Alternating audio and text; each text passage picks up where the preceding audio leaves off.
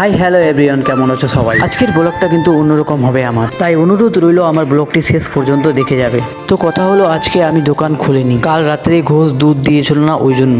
দুধ দেয়নি তো কি হয়েছে, তাও তোমাদের জন্য ব্লগ বানাবো। আর এখন আমি দোকান যাচ্ছি, কারণ সকাল 9টায় দুধ দিয়েছিল, তাই দোকানে এসে ঝটপট আমি কিন্তু দুধটা গরম বসাতে এসেছি, কারণ দুধটা গরম না করলে খারাপ হয়ে যাবে। তাই দেরি না করে ঝটপট গরম করতে বসিয়ে দিলাম। এদিকে গরম হচ্ছিল, তার ফাঁকে দেখে নাও আমার দোকানে বিকেলের পর কি কি পাওয়া যায়। রুটি, তরকা, চিকেন কষা, চা, ঝালমুড়ি, এই সমস্ত জিনিস পাওয়া যায়। দোকানের সব কাজ কমপ্লিট করে আমি বেরিয়ে গেলাম বাজারের উদ্দেশ্যে, কারণ দোকানের জন্য কলাই শেষ হয়ে গেছিল। আর তোমরা হয়তো বলবে কলাই কি করবে, আসলে কলাই দিয়ে তরকা বানাই। কলাই নিতে গিয়ে দেখি তার দোকান বন্ধ আছে, তাই আর একটা দোকান ছিল, ওখান থেকে কলাই নিয়ে নিলাম। আর এই জায়গাটা কে কে চেনো কমেন্ট বক্সে বলে যাবে। আর এই মসজিদের পাশেই রয়েছে আমাদের ভগবান শ্রীকৃষ্ণর মন্দির, তাই একবার বলে দাও রাধে রাধে। আর তোমাদের সাথে কথা বলতে বলতে চলে আসলাম বাড়ি, আর কলাইটা বের করে দিয়ে দিলাম মাকে, আর মোবাইলটা চার্জে দিয়ে তার ফাঁকে কিন্তু আমি স্নান করে নিলাম। আর এই ঠান্ডায় স্নান করে আমাকে রোদ্রে দাঁড়াতে ভালো লাগে। দাঁড়াতে দাঁড়াতে একটু গেলাম বাগানের দিকে, দেখি সবাই ক্রিকেট খেলছে, তাই আমি একটু খেলা দেখে নিলাম। খেলা দেখতে দেখতে বিরক্ত হয়ে বাড়ির দিকে রওনা। তো চলো, আজকের জন্য ভিডিওটা এতটাই। যদি ভিডিওটা ভালো লেগে থাকে তাহলে লাইক করে দিবে, কমেন্ট করে দিবে, বন্ধুদের মধ্যে শেয়ার করে দিবেন। আর একটা গুরুত্বপূর্ণ কথা, আমার পেজটিকে ফলো করে দাও।